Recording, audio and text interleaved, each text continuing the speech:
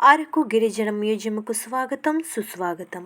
ప్రకృతి సౌందర్యానికి నెలవైన అరకు లోయ అందాలను వర్ణించాలంటే అక్షరం పులకరిస్తుంది.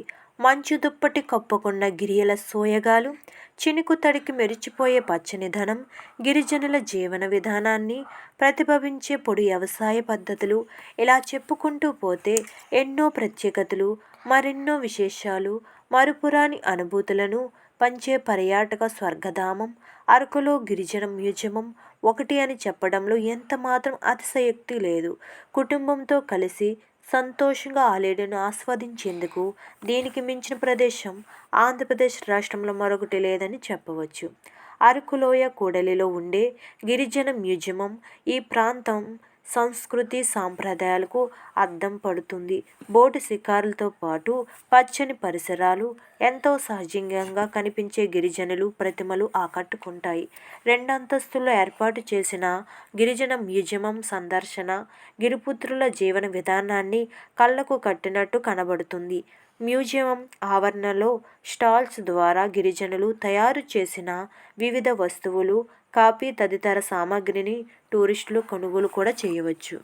ఆ రోజుల్లో నాటు వైద్యానికి చాలా ప్రత్యేకత ఉండేది. ఏ రోగమైనా ఆ పసరు నోట్లో పోయగానే తగ్గిపోయేది. అలాగే అడవికి వెళ్ళి వేటాడేవారు. ఆ రోజుల్లో జీవనాధారం సాగించుకునేవారు గిరిజన ప్రజలు. అప్పట్లో గడపకు చిన్న రంధ్రాలు పెట్టి అందులో ఏవైనా సరే చిరుధాన్యాలు దంచేవారు. చేపల వలలు వేయడానికి, చేపల పట్టడానికి కలిసి వెళ్ళేవారు. సూర్యుడిని వేకువనే లేచి సూర్య నమస్కారం చేసి వారు పనులు మొదలుపెట్టేవారు. వారి జీవనాధారం ఏమైతే ఉందో దాని గురించి వేకువనే లేచేవారు. అలాగే పిల్లలేమి పెద్దలేమి చక్కగా మాట్లాడుకునేవారు. ఇద్దరు స్నేహితులు కలిసినప్పుడు నమస్కరించుకొని గౌరవించుకునేవారు. అలాగే అడవికి వెళ్ళే ముందు సరకత్తులు తయారు చేసుకునేవారు.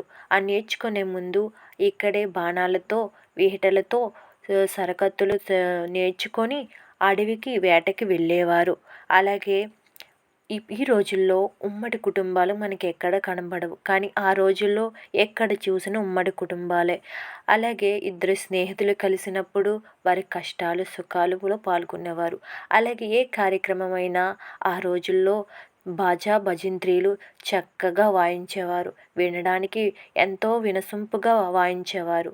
ఆ రోజుల్లో పెద్దవారిని గౌరవించి షష్ఠి పూజలు కూడా చేసేవారు. మరి ఈ రోజుల్లో మనం వృద్ధాప్యం ఆశ్రయంలోనే కదండి పెడుతున్నాం.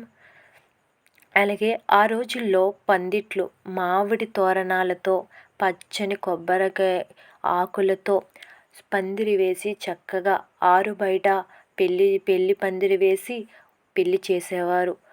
చక్కగా ఆ రోజులు చూస్తుంటే ఎంతో హాయిగా ఉంది కదండి. అలాగే మార్కెట్లో ఆడవారు అనేక చిరుధాన్యాలతో పాటు గాజులు అనేకమైన వస్తువులు అమ్మేవారు. ఇలాగా ఏ దూర ప్రయాణాలైనా అయినప్పుడు ఇలా కావిడితో ఎక్కడికి ఏవైనా పట్టుకెళ్ళేవారు. అలాగే వారు వృత్తిలో దారాలను తయారు చేసుకునేవారు. అలాగే ఇంటి కప్పుని గడ్డితో కప్పుకునేవారు. ఆడవారు ఖాళీగా ఉండకుండా వారికి తగిన పని బుట్టలు అల్లుకునేవారు.